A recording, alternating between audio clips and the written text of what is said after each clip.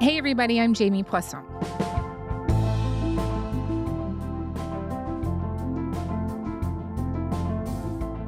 Last week, Donald Trump spent a chunk of his address at the United Nations General Assembly taking aim at the concept of climate change and efforts to address it. It's climate change.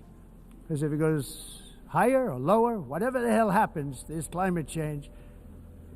It's the greatest con job ever perpetrated on the world, in my opinion. Climate change, no matter what happens, you're involved in that. No more global warming, no more global cooling. All of these predictions made by the United Nations and many others, often for bad reasons, were wrong. They were made by stupid people that have cost their countries fortunes and given those same countries no chance for success. If you don't get away from this green scam, your country is going to fail. And I'm really good at predicting. While Trump's rhetoric is obviously way more inflammatory and frankly unhinged when compared to other leaders, it's not like he's taking on a block of politicians steadfastly committed to tackling global warming.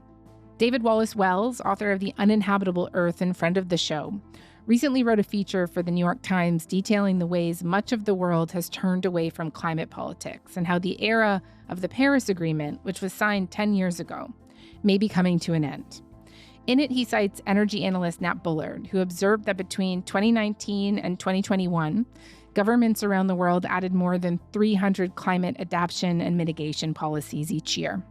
In 2024, it dropped to around 50. So why are we seeing this shift? And is the green energy transition enough to make up for it? David's here to lay it all out for us.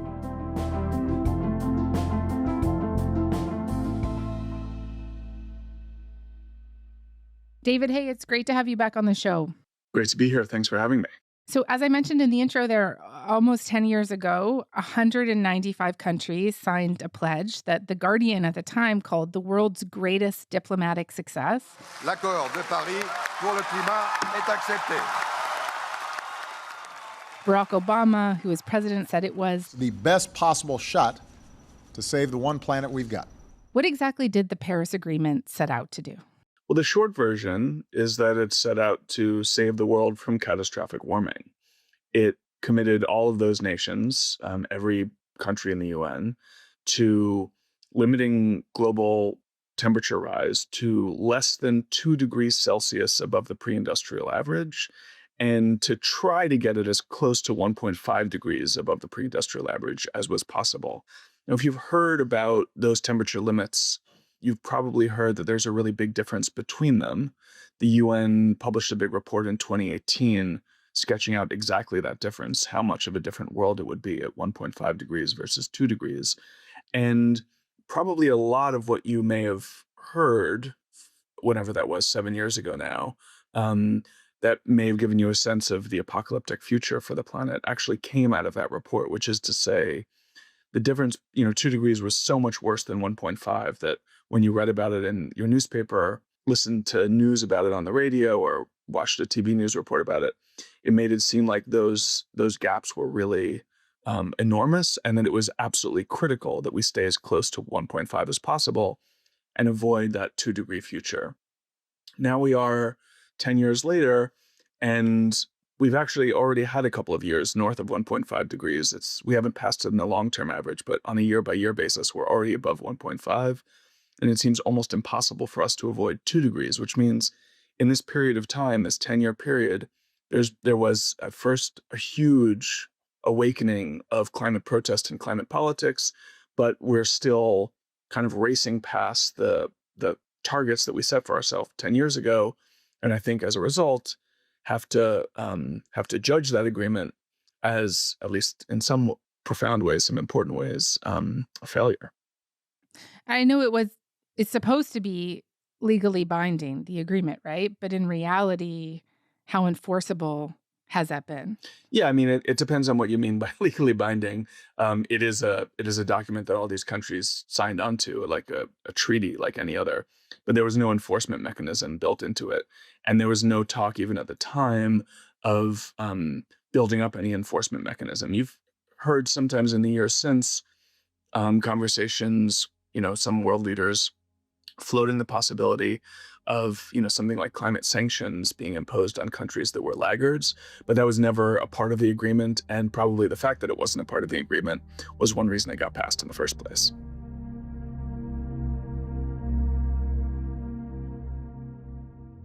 Going back a decade, I know you've written about how world leaders widely embraced this goal at the time. And one of the reasons was this perception of climate activism as a generational uprising. Greta Thunberg became the face of this. You say you love your children above all else, and yet you're stealing their future in front of their very eyes. Until you start focusing on what needs to be done rather than what is politically possible, there is no hope. How did this idea of addressing climate change for the sake of our children and our grandchildren proliferate as the ultimate reason for why we should do something about climate change? Well, I think there were a lot of factors, but I think it's also undeniable if you think back to the 2019-2020 period when Greta was becoming a global icon, and you also had Extinction Rebellion in the UK. Oh my God, that's a lot of kids. And you had Fridays for Future and all of these climate strikes, all of these climate protests. Across America, we have to change the world. And around the world, When do you want it? millions walked out of classrooms today demanding action on the climate. Climate change is real. All following the lead of a shy Swedish teenager. She started a movement when she stopped going to school on Fridays. Our house is on fire, and we should get angry. That we were observing something that had not really been seen before. The environmental movement had peaks of global engagement. There was one right after the kind of first climate conference in 1992. There was another in the period of an inconvenient truth in Hurricane Katrina. If you look at the 10 hottest years ever measured, they've all occurred in the last 14 years. And the hottest of all was 2005. But we were seeing another really big one, much larger in scale, much more global in scale in 2019 and 2020. But I think even more than the sort of scale and intensity of those protests, even more remarkable than that, was that the world's most powerful people seemed to be embracing that same protest energy. They were the ones who were inviting Greta to Davos and to the UN. They were the ones who were inviting climate protesters to all of these, to the UN General Assembly. And they themselves, when they got up and spoke about these issues, would often talk about it in explicitly existential terms. They would defend the existential language of the protesters rather than sort of try to contextualize or diminish it. This is the challenge of our collective lifetimes. I want you to stay angry. It's 1 minute to midnight on that doomsday clock, and we need to act now. The science is clear. We must do more and faster. They often talked about these goals of limiting warming to 1.5 degrees as an absolute must-do global political action, not one option or one cause among many, but a paramount cause that would undermine, if we failed to achieve it, undermine everything else we were trying to do. And there were a lot of reasons for that too, the shift of global power in the direction of climate. But on some level, I think that was the most distinctive feature of this period that followed from the Paris Accords and flew into and ran into the pandemic. The protest energy was one really significant difference. But I think the attitude of the world's powerful towards climate change, towards elevating climate change, was, on some level, even more unusual. That truly had never happened before.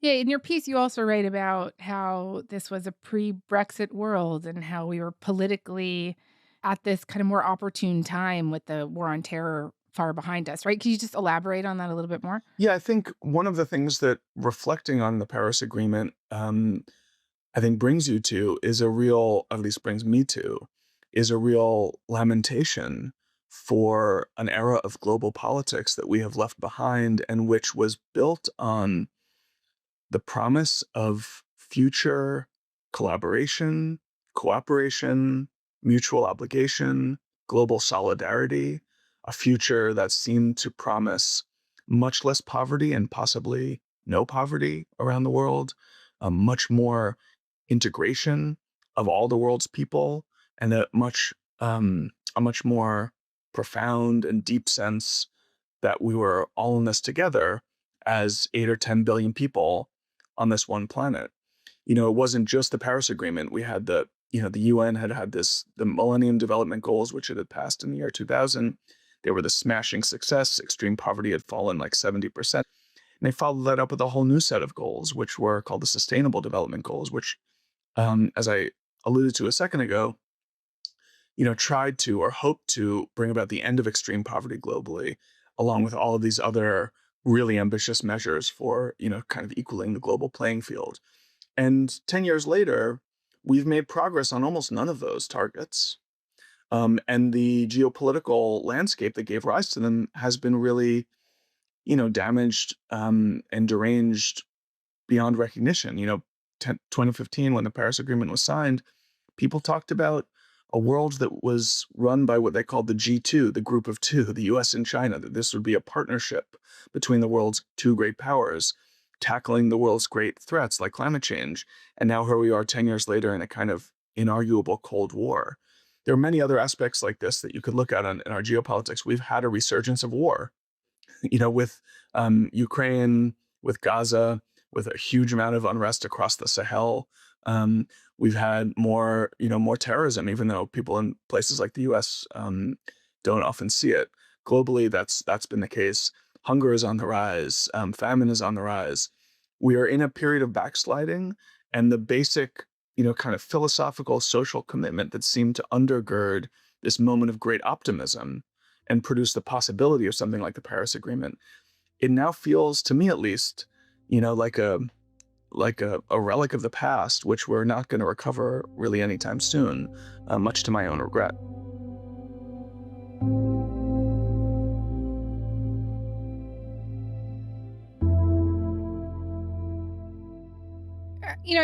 Earlier this summer, the International Court of Justice ruled that climate harm violates international law, which could allow countries to sue each other for climate damages. And doesn't that seem like a promising outcome from the Paris Agreement era? Or I guess, do you see any promising outcomes from that era? Well, we'll see how it all plays out. I mean, I think in a world in which the sort of basic geopolitical order is much more scattered and diminished, undermined on all of these fronts. Trump is the most obvious assailant, but it's being picked apart, I think, in many, many ways. I don't really know what those kinds of findings portend.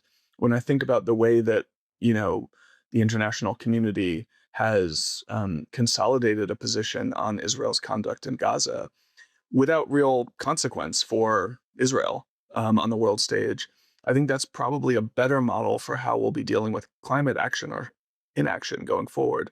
There will be outrage. There will be venues to express that outrage. But whether it matters, whether there's meaningful political and legal pressure on those countries who are, not fulfilling their obligations under the Paris Agreement or other climate treaties, I think is an open question. And my inclination is, at least for the time being, the consequences will be very small. But that's not to say that in general, we have to give up on climate action and accommodate ourselves to an impossibly degraded or even apocalyptic climate future. The truth is that as we've sort of retreated from climate politics and our geopolitics has sort of deprioritized climate action from where we thought we were heading 5 or 10 years ago, nevertheless, decarbonization, green electricity, renewables are expanding at an absolutely breathtaking pace all around the world. And that means that we may not be on a considerably worse path than we hope to be emissions-wise, even though very few people in positions of power are prioritizing climate action either on the mitigation side or the adaptation side in the way that many people involved in the Paris Agreement might have hoped in 2015. Instead, we're sort of handing a lot of that work to the private sector, private actors, and increasingly, I think, to sort of Chinese state planning.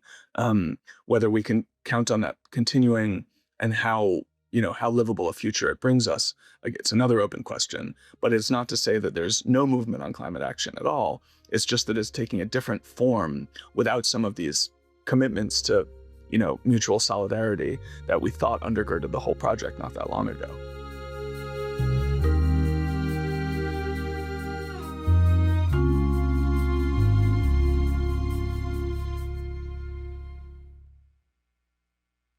I'd love to ask you what you think this all means for a middle power like Canada, right? So when our Prime Minister, Mark Carney, was elected in the spring, one of the first things that he did was he got rid of the carbon tax.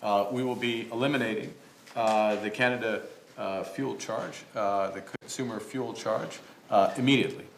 This will make a difference to hard-pressed Canadians, but it is part of a much bigger set of measures that this government is taking to ensure that we fight against climate change, that our companies are competitive, and the country moves forward. So it's my honor, on behalf of my colleagues, to sign this order. There has been a pause on an EV mandate the previous government put in, and the priorities of this current government have been focused on making Canada a more prominent player on the world stage, on separating ourselves from the United States, growing our economy through big nation-building projects, and looking to become, in his words, an energy superpower. Pipelines are being openly discussed again. While we don't know all the details for how those goals will be balanced with environmental protections and Indigenous rights, there are real concerns right now that this government is putting not enough emphasis on the latter. Mexico, America's other neighbor, is doing similar stuff, right? Claudia Sheinbaum, their president, a former climate scientist, has doubled down on this idea of energy sovereignty. She boasts about her country's oil and gas production. Are these countries backed into a corner here, or do you think that they have another choice? I think they have another choice. I mean, I would say, in the case of Mark Carney in Canada, it's especially striking given his past. He was a really loud and outspoken voice for alarm around climate change and its risks to the financial system when he was, as a central banker, both in Canada and in England. And some of the speeches that he gave in 2015 were actually quite critical in getting the Paris Agreement over the finish line, because they kind of helped bring in the financial community to a position of great concern about climate action. The combination of the weight of scientific evidence and the dynamics of the financial system suggest that in the fullness of time, climate change will threaten financial resilience and longer-term prosperity. While there's still time to act, the window is finite and is closing. I think a lot of what he's done has been politically defensible. The carbon tax was not really working all that well. Some of these, mandates about EVs may be better handled through the natural rhythms of market forces. Other things I have more objections to. I don't think we really want to be expanding production of oil and gas. And when I look around the world, I think I see a pretty clear picture that, solar power and battery power and wind power are just running away with a competition for new energy supply. So last year, 93% of all new energy installations worldwide were renewables. That means that for every unit of bad energy, the world is installing more than 10 of the good, clean stuff. And that's just, that's sort of how the world is voting across many different countries with many different energy needs at many different places on the development curve. With many different market structures. Overwhelmingly, the momentum is towards clean energy. Now, on some level, that makes the particular policy decisions of particular politicians a little less consequential because, the direction of change is so clear.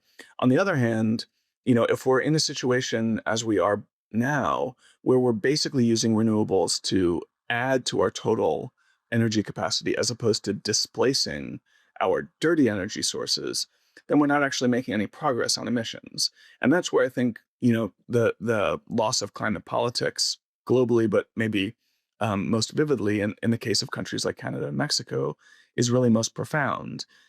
We can scale up. We are now in a position where we really can scale up our green energy supply so quickly that we can use it to bring down the amount of dirty energy we're using. But that's likely only going to happen if we make policy choices to bring it about. And if we just say, let's let the market, decide for us, what the market is going to decide is that we're going to slap a lot of really cheap, clean energy on top of existing dirty systems, and at least for the next few years, are not going to cut our emissions at all. You mentioned China before, and I just wonder if you could talk to me a little bit more about the role that China is playing in all of this. This is a country that as I understand it, has the market pretty cornered, from the production of electric vehicle batteries and solar panels to the processing of rare earth minerals required to make them. And so, where do they fit into this picture? I mean, they're on some level, the whole picture. I mean, it's, yeah, I think 74% of wind and solar projects worldwide last year were Chinese. Most of that was within China, but they're doing a lot more actual build out of capacity across the developing world, in addition to supplying things like solar panels and batteries for installation by foreign companies elsewhere. And this means that for the first time, we're seeing a really dramatic acceleration of green electricity in poorer parts of the world that we long assumed would need a kind of philanthropic support from places like the US, Canada, Europe to get over that hump. Instead, China has managed to make this technology so cheap that even in a place like Pakistan or across sub-Saharan Africa, it's cheap enough that people can buy those panels themselves, if they're homeowners, and certainly at the scale of, large-scale utilities and state-owned electricity companies can do an awful lot of green energy build-out. That is, that hopeful story in which the world is adding, massively more green energy than most analysts thought was possible just a few years ago, doing so at a much cheaper rate than anybody expected just a few years ago. That hopeful story is being written almost entirely by China. And that means that there's another kind of profound reversal unfolding at the geopolitical level. 10 years ago, 15 years ago, the rich countries of the West would often tell themselves, okay, we're good people, we're worried about climate, but if we move quickly out of the goodness of our heart, how will that balance out, the sort of bad behavior of all of these developing countries, most dramatically China, who was building out coal power at a kind of obscene rate in the 2000s and early 2010s. And now we're in a very different place where China's still building out coal power plants, although they're not burning nearly as much coal as they used to. But they're also providing the world the tools that the rest of us need to decarbonize, and making it possible for a country like the US or a country like Pakistan to make choices on their own about how quickly to move. And unfortunately, a country like the US, which is still the world's second largest emitter, is choosing to move much more slowly. And other countries, across the world are taking a faster path. But fundamentally, we're drawing from a Chinese toolkit.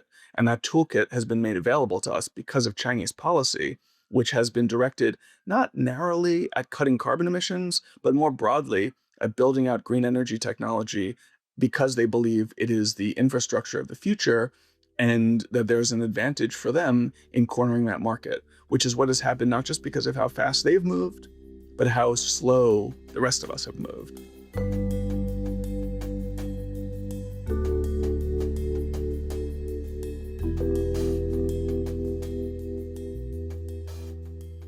Listening to you talk about this shift from trying to meet certain climate targets or conserving what's left of our rainforests and oceans because it's the right thing to do, to just seeing it all through a more economic, green-focused lens really reminds me of something that climate activist David Suzuki said when we had him on the show recently. And I wonder if I could play you that clip and you could just react to it for me.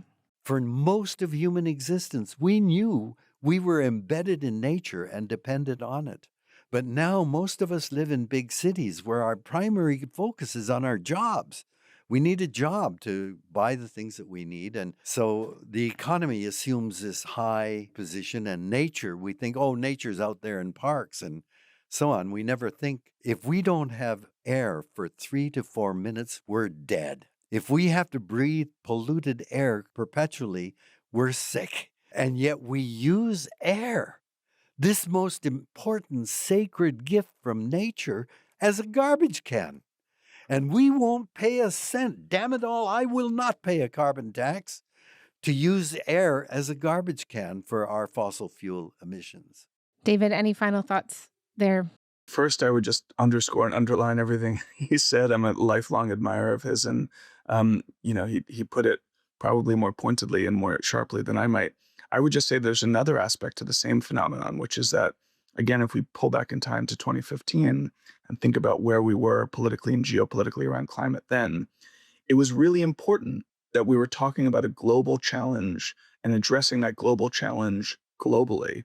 That is, as part of the movement to produce the Paris Accord, which was not perfect by any stretch.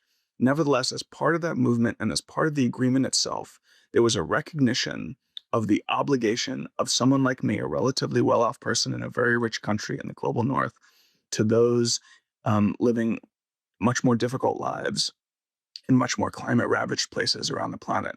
And that something about that dynamic, that my life, as I understood it, my normal life, imposed a climate cost on people living far away from me, and indeed in the relatively distant future, that was part of the motivating energy and perspective which gave rise to this agreement and everything that flowed from it. And while we're still moving at a relatively rapid pace to green our energy systems, I really fear like we've lost that core presumption, that core insight, and that core promise, which people like me 10 years ago were making to people elsewhere around the world, and which, whatever it would have achieved on climate terms, nevertheless pointed towards a more hopeful future in which our politics didn't need to be rivalrous and combative, and the powerful didn't need to behave sociopathically towards the least powerful, but in fact could reach out to them with open arms and offer a hand up. I really worry, especially in a climate-ravaged world, if we're not extending those hands anymore to those who are suffering, where they'll be left, and honestly, how we'll be able to live with ourselves on the other end of the bargain. David, thank you. As always, thank you. Thank you so much. Great to talk.